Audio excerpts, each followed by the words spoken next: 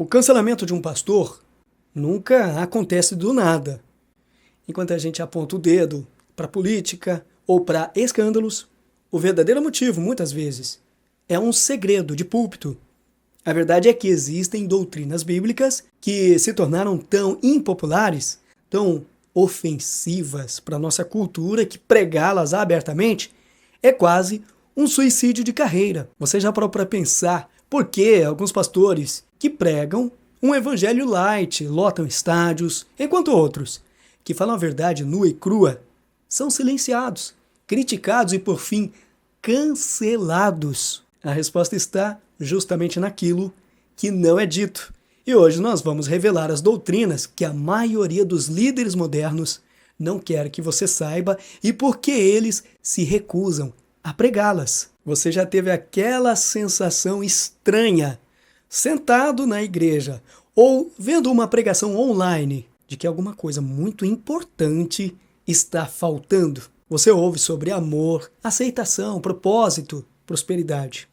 Que Deus tem um plano maravilhoso para a sua vida. E olha, tudo isso é verdade, mas é só uma parte da verdade. O que estamos vendo é uma epidemia de púlpitos anêmicos, onde o evangelho é editado para ser mais fácil de engolir, mais agradável e, claro, mais vendável. A preocupação com números, com popularidade e com dinheiro levou muitos líderes a evitar de propósito as verdades mais duras e confrontadoras da Bíblia. Eles acabam criando um outro evangelho, um evangelho que até acalma a consciência, mas que nunca transforma de verdade o coração. O resultado, uma geração de cristãos que ama a bênção, mas não conhece o Deus que abençoa, que busca a salvação, mas não entende do que exatamente precisa ser salva.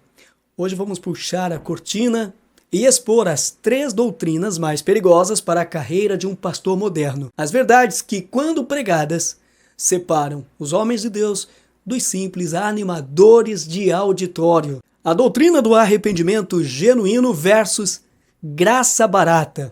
A primeira e talvez a doutrina mais sabotada nos púlpitos de hoje é a do arrependimento genuíno. A mensagem que a gente ouve sem parar é: Deus te ama do jeito que você é. E sim, o amor de Deus nos encontra no meio do nosso pecado. Mas esse amor é poderoso demais para nos deixar lá. A graça de Deus não é um tapete para a gente varrer a sujeira para debaixo.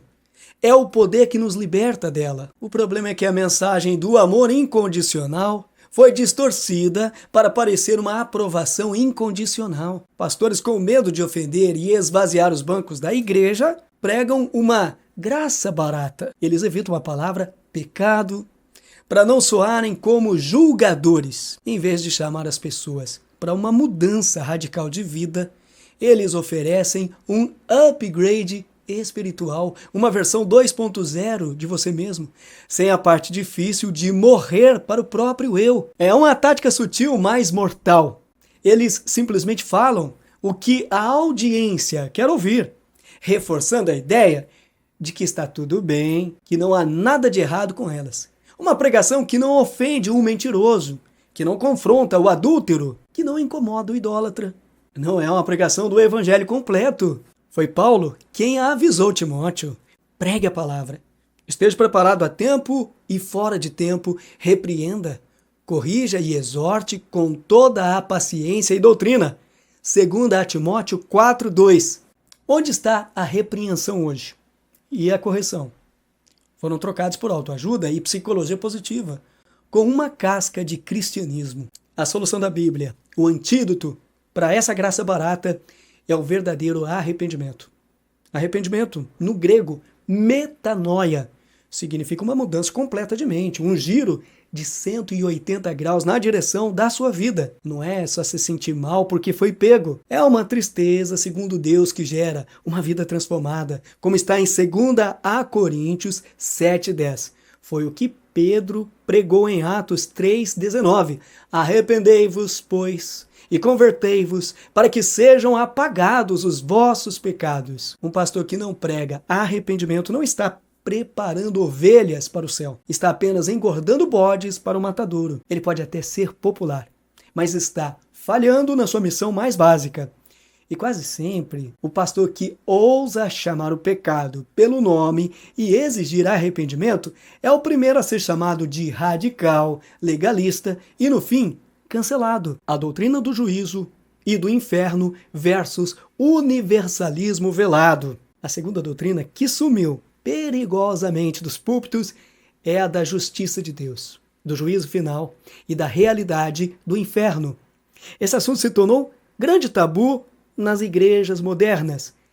É visto como algo negativo que assusta as pessoas e, convenhamos, é péssimo para o marketing. Afinal, quem quer ouvir sobre fogo eterno quando se pode ouvir sobre viver a sua melhor vida agora? A maioria dos pastores modernos age como se algumas páginas da Bíblia tivessem sido arrancadas.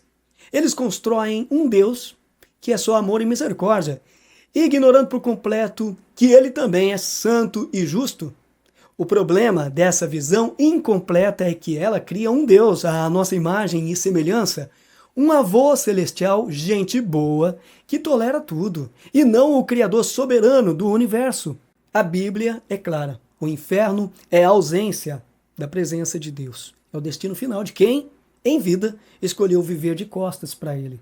Não se trata de um Deus cruel mandando pessoas para lá. É a consequência lógica e justa de uma vida de rebelião contra a santidade. Muitos pregadores, mesmo sem negar de cara que o inferno existe, praticam um tipo de universalismo velado. Eles simplesmente nunca tocam no assunto, levando suas congregações a acreditar que, no fim, tudo vai dar certo para todo mundo. Essa omissão é uma heresia silenciosa e devastadora. E aqui vem a ironia suprema. A pessoa que mais falou sobre o inferno em toda a Bíblia foi o próprio Senhor Jesus Cristo. Ele usou a imagem de Guiena, o lixão em chamas fora de Jerusalém, para descrever um lugar de fogo eterno e destruição eterna longe da presença do Senhor.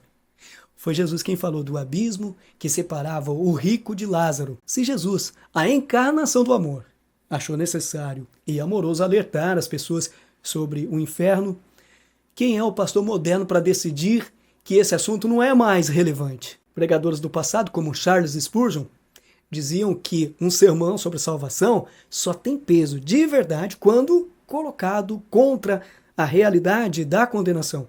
A cruz só se torna gloriosamente necessária quando a gente entende a profundidade do abismo do qual ela nos resgatou. Um pastor que se cala sobre a ira de Deus e o juízo está pregando meio evangelho, e um evangelho pela metade. Não tem poder para salvar ninguém. Ele está oferecendo um colete salva-vidas a pessoas que ele nunca convenceu de que estão se afogando. E, mais uma vez, o profeta moderno que ousa tocar nessa ferida, que prega a mensagem completa de Jesus, é taxado de antiquado, odioso e digno do cancelamento. A doutrina da santidade e separação do mundo versus evangelho secularizado. A terceira doutrina que cancela pastores fiéis e que os populares evitam a todo custo é a da santidade e separação do mundo. Uma tentativa desesperada de serem relevantes, muitas igrejas decidiram se parecer o máximo possível com o mundo. O lema virou: para ganhar o mundo, temos que ser como o mundo. Mas a Bíblia manda fazer exatamente o contrário. Em Romanos 12:2, Paulo nos implora: não se amoldem ao padrão deste mundo, mas transformem-se pela renovação da sua mente. O que vemos hoje, porém, é um evangelho que se amolda. Vemos igrejas usando jargões de empresa, estratégias de marketing, teologias progressistas e ideologias que não têm nada a ver com a palavra de Deus. Tudo isso para não parecer careta ou atrasado. Fala-se muito de inclusão, mas quase nada de santidade. E fala-se muito de justiça social nos termos do mundo, mas pouco sobre a justiça de Deus, que exige uma vida separada. O evangelho secularizado troca a pregação da palavra por entretenimento e show.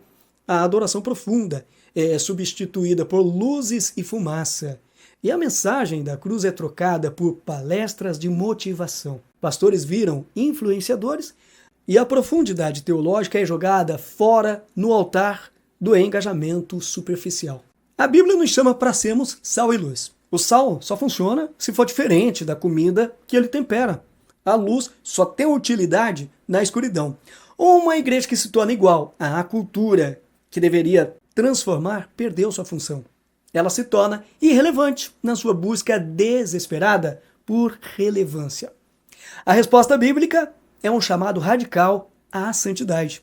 Sede santos, porque eu sou santo, diz o Senhor em 1 Pedro 1, 15 a 16. Santidade não é uma lista de regras. É a consequência de um coração transformado que agora deseja agradar a Deus mais do que se encaixar no mundo. É entender que somos embaixadores de um reino diferente, com valores diferentes e um rei diferente. O pastor que chama sua igreja a se afastar das práticas e ideologias do mundo, que critica como a igreja tem absorvido valores seculares, é logo acusado de ser divisivo, intolerante e desconectado. Ele é cancelado por ser fiel ao chamado de não amar o mundo. Enquanto isso, o pastor que abre as portas para qualquer filosofia mundana é aplaudido como mente aberta, progressista e moderno. Olha, se este alerta faz sentido para você, se você também sente que é algo precioso, está se perdendo, e se acredita que a igreja precisa redescobrir urgentemente a coragem de pregar toda a verdade, sem cortes e sem medo, então inscreva-se neste canal, curta este vídeo e, o mais importante, compartilhe. Compartilhe para que mais pessoas abram os olhos e não caiam na armadilha de um evangelho diluído que não pode salvar. Esse evangelho diluído não pode salvar. Arrependimento, juízo e santidade.